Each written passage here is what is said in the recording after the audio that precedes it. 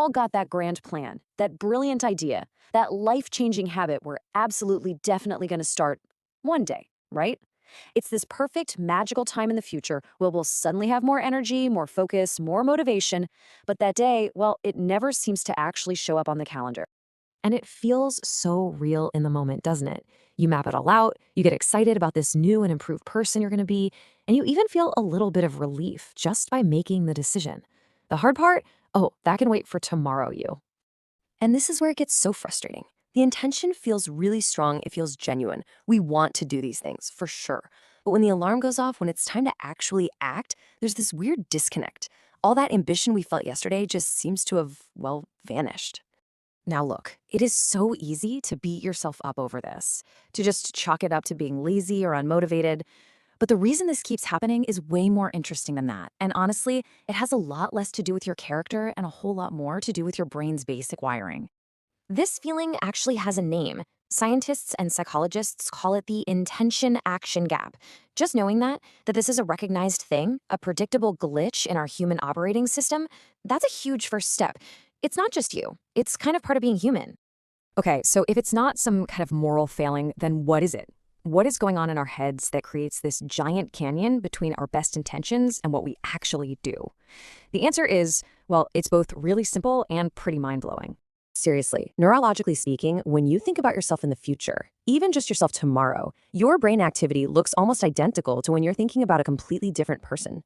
So you're basically outsourcing all your big goals to someone you don't really know and frankly don't really care about. And this is the core idea right here, temporal self-displacement. I know, it's a fancy term, but the idea is simple. Your brain is hardwired to prioritize the needs and comforts of your present self over the ambitious goals of that abstract stranger, your future self. This really breaks down that internal tug-of-war. Your present self is all about right now. It wants that dopamine hit, it wants comfort, it wants the path of least resistance. It's run completely by feelings. Your future self, on the other hand, is a creature of pure logic. It holds all your dreams and your long-term plans, but to your brain, it just feels distant, almost imaginary. And in our hyper-connected digital world, our present self has found an incredibly sneaky and powerful way to win this battle pretty much every time. It gives us the feeling of progress without any of the actual work. And this is the trap. You feel that urge to be productive, but instead of doing the hard thing, like actually writing that report, you watch a video about the perfect writing routine. Your brain gets a nice little jolt of dopamine, that's the reward chemical, and you actually feel like you've accomplished something. And this creates a vicious cycle. See, you start with the best intentions, but doing the real work is hard, and it offers zero immediate reward. Watching a video? That's easy and it feels good right now. So your brain gets the reward, your present self is happy and satisfied, and your future self and all its goals, well, they get pushed off again. This is the absolute key to understanding it. You are mistaking the feeling of learning about work for the feeling of doing the work. It's like a counterfeit version of accomplishment.